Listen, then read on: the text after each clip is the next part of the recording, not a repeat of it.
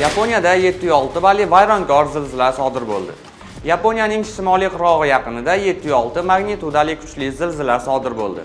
Yaponiya meteorologiya agentligi Amori, Iwate va Hokkaido prefekturalarida tsunami xavfi, Miyagi va Fukushima prefekturalarida esa tsunami haqida ogohlantirish bergan. Aholiga darhol xavfsiz hududlarga evakuatsiya qilish tavsiya etilgan. Yer silkinishi Amori prefekturasi shimolida 53 km chuqurlikda yuzaga kelgan.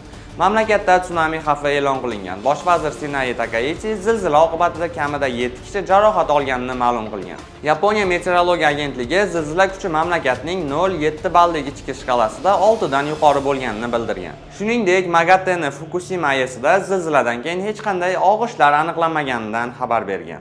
Zilzila oqibatida shimoliy-sharqiy Yaponiyada Tohoku Shinkansen tezyurar poyezdlari harakati vaqtincha to'xtatilgan.